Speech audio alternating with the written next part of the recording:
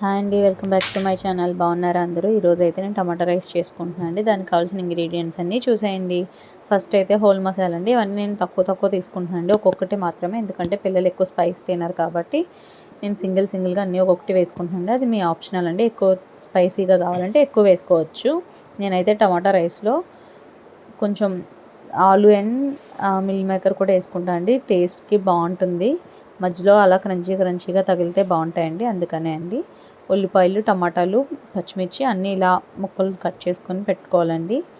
First అయితే oil పెట్టుకొని ఈ సోయా చంక్స్ని బాగా ఫ్రై చేసుకోవాలండి. ఇవి క్రంచీగా ఉంటే మధ్యలో తినడానికి చాలా క్రిస్పీగా బాగుంటుందండి.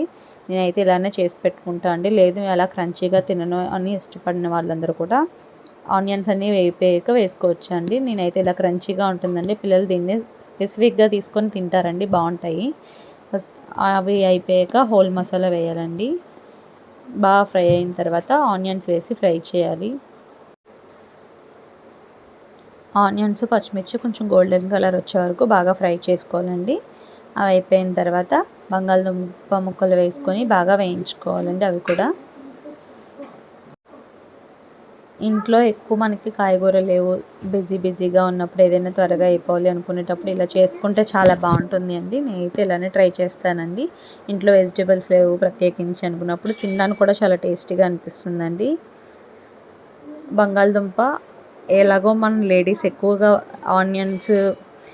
ఆనియన్స్తో పాటు ఇవి ఎక్కువ తెచ్చుకుంటాం కదండి. పొటాటో అయితే కన్ఫామ్గా ఉంటాయండి. తెచ్చినప్పుడు ఏదో ఒకటి ఇన్ని బంగాళదుంపలన్నీ వేసేయాలా, ఏదో ఒకటి ఎక్సెస్గా పెట్టుకోవాలని పెట్టుకుంటాం కదా. సో అలా మిగిలిన బంగాళదుంప ఉంటే చాలండి, జస్ట్ ఫ్లేవర్ కోసం అండి, అంతే. బంగాళదుంప బాగా మగ్గిన తర్వాత దాంట్లో టమాటా వేసి కూడా బాగా వేయించుకోండి. చూడండి, సోయా చంక్స్ ఇలా క్రంచీగా ఫ్రై చేసుకుంటే చాలా బాగుంటుందండి తినడానికి. ఎక్కువ ఇంగ్రీడియంట్స్ అవసరం లేదండి, అలానే ఎక్కువ టైం టేకింగ్ కూడా ఉండదండి. స్పైసీగా లైక్ బిర్యానీలా కూడా అనిపిస్తుంది. టేస్టీగా ఉంటుందండి. ఇంట్లోని క్విక్గా తయారు చేసుకోవచ్చండి. క్యారేజ్ టైం కానీ ఏదైనా స్పైసీగా అనిపిస్తుంది. సో మీరు కూడా ఖచ్చితంగా ట్రై చేయండి. ట్రై చేసి ఎలా ఉందో చెప్పండి.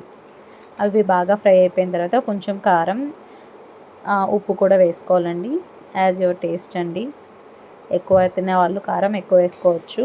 మీకు ఇందులోకి కూడా ఆప్షనల్ అండి. అల్లం వెల్లుల్లి పేస్ట్ తినే వాళ్ళు వేసుకోవచ్చు అండి. నేనైతే పిల్లలు ఎక్కువ స్పైస్ తినారని నేనైతే స్కిప్ చేస్తున్నాను అండి. మీరు తింటానంటే వేసుకోవచ్చు. సోయా చంక్స్ మనం ఫస్టే ఫ్రై చేసి పెట్టుకున్నాం కదండి, అవి కూడా లాస్ట్లో అనమాట ఇలా ఫ్రై చేసిన తర్వాత వేసుకోవాలండి. తర్వాత ముందుగానే అన్నం ఉడికించి పెట్టుకోవాలండి. నేనైతే మొత్తం అంతట్లోని రైస్ వేయట్లేదండి. ఎవరు తినేటప్పుడు వాళ్ళకి స్పేర్గా కలుపుతానండి. ఇదంతా పక్కకు తీసేసి ఓన్లీ పిల్లలకి మాత్రమే కొంచెం రైస్ అలా కలుపుతున్నానండి. ఎవరు తినేటప్పుడు వాళ్ళకి వేడిగా చేసుకోవడానికి కూడా చాలా బాగుంటుందండి. కొంచెం కర్రీ తీసుకొని కొంచెం రైస్ వేసి మిక్స్ చేశానండి. లైక్ దమ్ చేసుకుంటా కదండి, అలా దమ్ పెట్టుకుంటే బాగుంటుంది. గార్నిష్కి కొంచెం కొత్తిమీర వేసుకున్నాను అండి. చూడండి ఎంత బాగుందో, యమ్మీ అనమాట. నేనైతే లెమన్ కూడా వేస్తాను అండి. లెమన్ కూడా వేస్తే టేస్ట్ చాలా బాగుంటుంది. మీరు కూడా సేమ్ ఇలానే ట్రై చేసి ఎలా ఉందో టేస్ట్ కామెంట్ సెక్షన్లో కామెంట్ చేయండి. నా వీడియో మీకు నచ్చితే లైక్ చేయండి, షేర్ చేయండి, సబ్స్క్రైబ్ చేయండి. Thanks for watching all of you. By the way, నేనైతే దీన్ని టమాటా రైస్ అంటాను. మీరేమంటారో కూడా ఖచ్చితంగా చెప్పండి.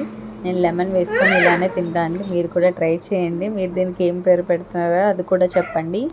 మీ టమాటా రైస్ కూడా ఎలా చేస్తారో కూడా అది కూడా కామెంట్ సెక్షన్లో కామెంట్ చేయండి. పిల్లలకి స్కూల్ టైం అయిపోతుంది, కాయగూరలు ఏమీ లేవు అనుకున్న టైంలోని ఇలాంటి రెసిపీని ట్రై చేయండి. చాలా బాగుంటుంది అండ్ క్విక్గా అయిపోతుంది అండి.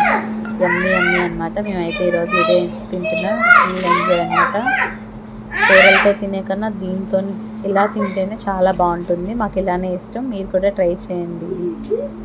Keep watching my channel. By all of you.